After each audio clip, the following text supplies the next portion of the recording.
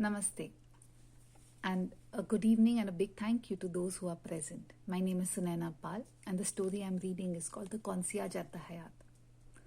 Regrets to a sensitive heart are like sudden storms.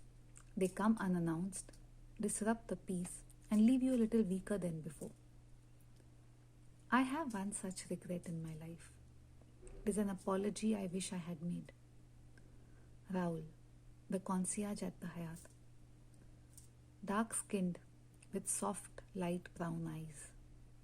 He stood tall with hands tied at the back, in a darker shade of uniform, gleaming with mirror-like buttons.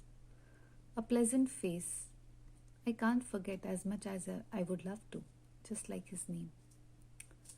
In 2016, my husband was to attend a conference in DC, which meant he would be busy from morning to evening.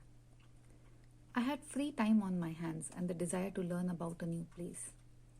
The receptionist told me that Raul could help me get around in the city.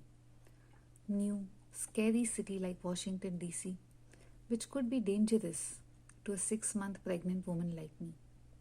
Where can I find him? He must be outside or near the reception. And he was. I looked at his name tag and recognized him. I'm on a budget but want to visit outside. Can you guide me? Have you seen Bethesda? Not really. There's a free circulator bus that goes around town. He guided me, elaborately sensitive to my needs, and helped me plan my day. He gave me ideas to make my trip as smooth and comfortable as possible and also economical. After Bethesda, he guided me around DC as well. I have a bad sense of direction. Do you think you could give me landmarks instead of left or right? I confessed when he gave me directions to the metro station. It was just 2 floors below the hotel. He was so considerate. He smiled and told me, better yet, I can take you there. Oh, are you sure? Don't you have to be here? I have to pick something from the basement. I'll do it now. With a pleasant smile, he guided me from the front desk to the metro station. It was absolutely unexpected. I should have tipped him then, but I was in a hurry and knew that there would be an opportunity later. For the next 4 days, he would watch me leave every morning, smile and wish me a good day. Every evening, I would eagerly wait to tell him of the wonderful sights that I had seen because of his help.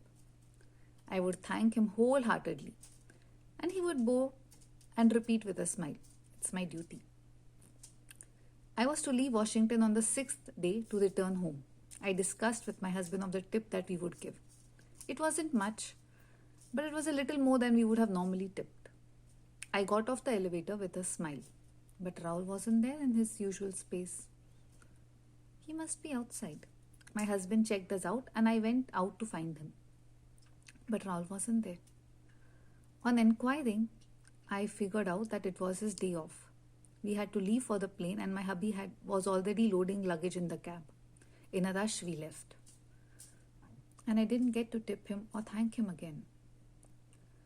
Sitting in the cab, I thought of the endless ways I could have tipped him. Through someone else. But why didn't I realize it there? I asked this useless question often. I saw everything I wanted to in the little time I had only because of him. If you ever go to Washington, D.C.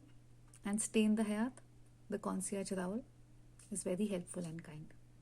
If you get a chance, do tip him. Thank you for listening, and I hope you have a great evening.